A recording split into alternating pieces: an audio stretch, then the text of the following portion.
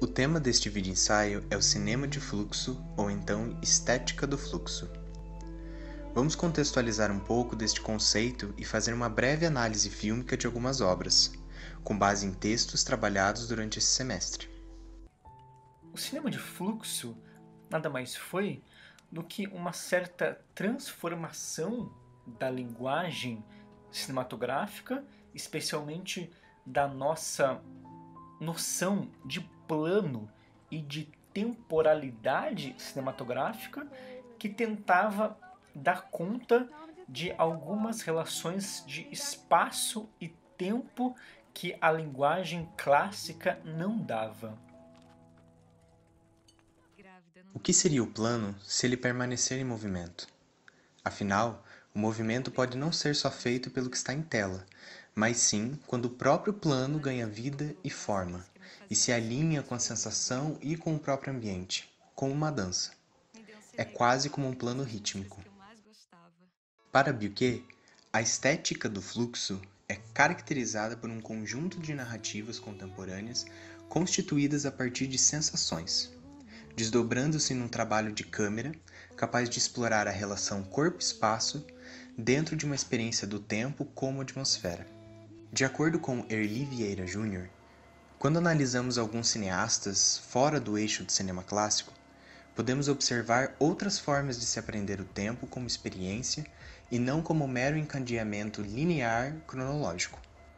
Aqui, destacamos como opções estéticas centrais nessas narrativas de fluxo a elipse temporal e sua incerteza com o tempo, além da ambiguidade, tanto visual quanto narrativa. Sobre o uso do plano sequência e a estética do fluxo, não precisam necessariamente serem utilizados com a pessoa em movimento ou em planos mais abertos.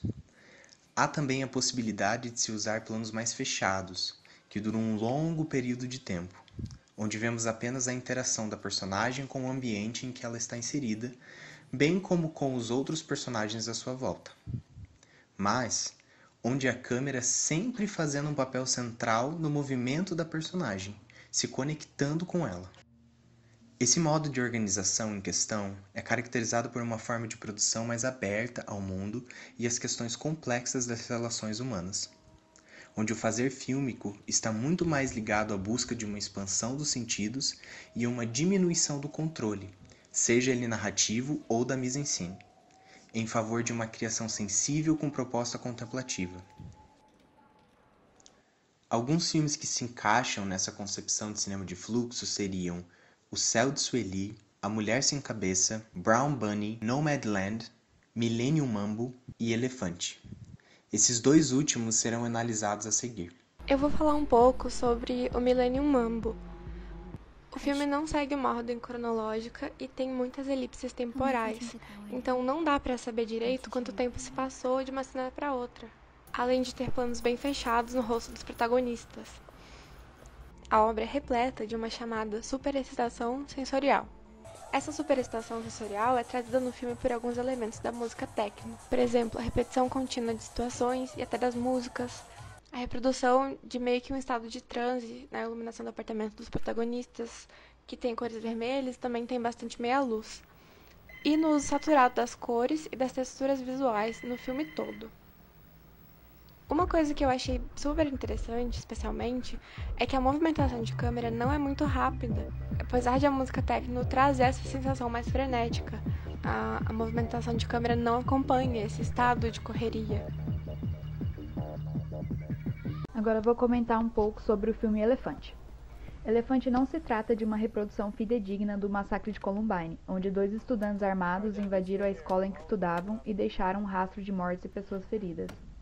Na verdade, Gus Van Sant, responsável pelo roteiro, direção e edição do longa-metragem, propõe uma perspectiva diferente da tragédia que marcou a história dos Estados Unidos, que é a do universo da juventude norte-americana. O diretor se posiciona não apenas no centro da história, mas nas vidas dos adolescentes e no colégio, local onde se passam os eventos, de modo a mostrar as influências que atravessam seus corpos e diferentes pontos de vista, como quem enxerga tudo, mas não pode concluir nada.